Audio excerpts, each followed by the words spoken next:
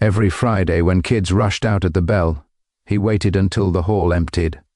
Only then would he slip out, carefully tucking something into his backpack. Mrs. Turner, watching once from her desk, noticed they were drawings, beautiful ones. Birds, trees, faces, landscapes, art so good she almost called out to him. But she hesitated, and the moment passed. Everyone kept ignoring him because ignoring someone is easy when they never fight to be seen.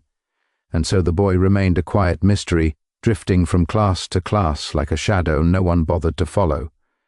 It was on a rainy Thursday morning that everything began to shift, although no one recognized it at the time. The storm had soaked the playground, and the students huddled indoors during recess. Laughter filled the room as kids played board games or traded snacks.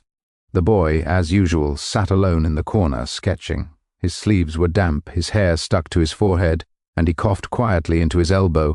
No one noticed, until Mia placed her bag down near him. It wasn't because she wanted to talk to him. She was chasing after her friend's spinning top, and set her bag down without thinking. But when she picked it up again, she accidentally knocked his notebook to the floor. Pages fanned out across the tiles.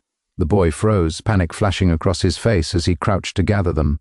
Something in the way he moved, quick, protective, almost frightened, caught Mia's attention. She knelt to help, but he clutched the pages to his chest as if they were pieces of his heart. "Sorry," she murmured softly. He blinked, unsure how to respond.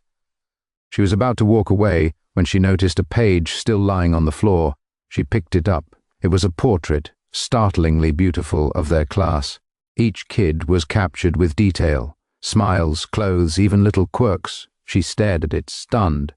"You drew this?" she asked. He stiffened, eyes darting toward his notebook. He didn't answer, but his silence was too telling. Mia called softly to her friends, showing them the artwork. They gathered around, admiring it with awe rather than mockery. The boy shrank back, overwhelmed by attention. One of the boys, Sam, asked, "Why don't you show anyone your drawings? These are awesome." The boy shook his head quickly, pressing his notebook to his chest. His lips parted like he wanted to speak, but no sound came. Then Mia noticed something else. His hands were shaking, not lightly, violently. She looked at him more closely and saw the exhaustion in his face, the dark circles under his eyes, the dampness on his sleeves that wasn't from the rain alone. "Are you okay?" she asked. He looked away.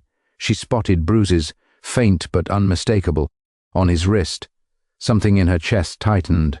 Before she could ask again, the bell rang, and he bolted toward the door, disappearing into the hallway. Mia stood frozen. The ignored boy suddenly wasn't ignorable anymore. She didn't understand why, but concern began to grow inside her like a tiny flame that refused to go out.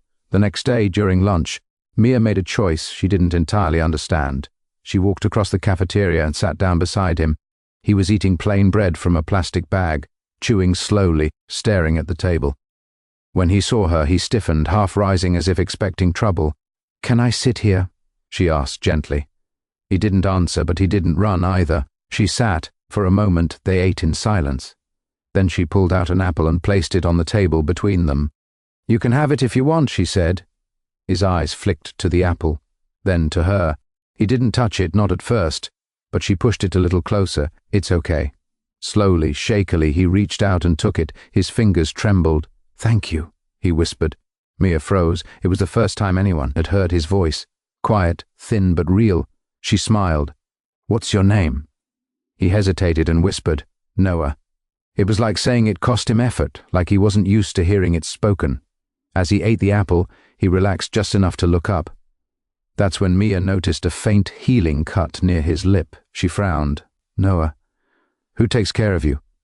His eyes darkened, shutting down instantly. He grabbed his backpack as if ready to flee. "I'm sorry," she said quickly. "You don't have to answer. I just want to be your friend." That made him pause. A friend. The word lingered in the air between them like a fragile promise. He lowered his bag. I don't have friends," he whispered. "You do now." For the first time, something like hope flickered in his eyes. Over the next week, Mia sat with him whenever she could. Each day he spoke a little more.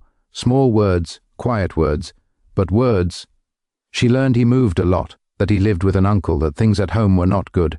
The bruises, the hunger, the silence, they all made sense now, but not in a painless way.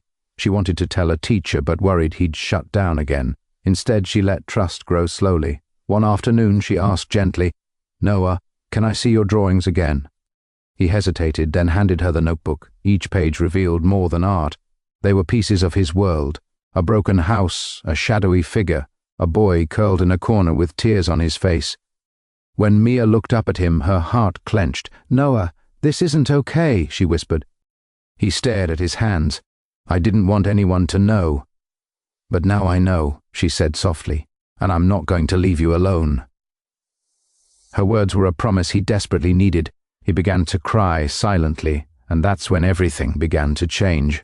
Because a single act of kindness had finally opened the door to the truth he had been carrying for far too long.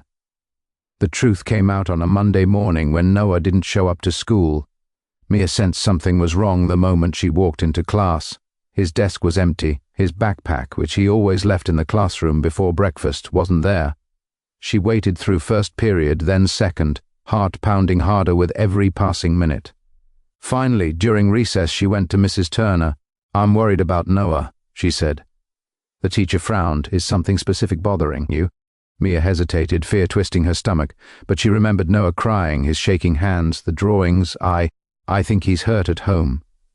The room fell still. Within an hour, the school counselor, principal, and a social worker were involved. They visited Noah's home that afternoon, and what they found broke everyone's heart. Noah was living in a tiny, broken-down apartment with an uncle who barely acknowledged his existence. There was no proper food, no clean clothes, no warmth. The uncle admitted, almost carelessly, that he didn't have time for the boy. Noah had been raising himself in silence, surviving on scraps and fear. CPS intervened immediately.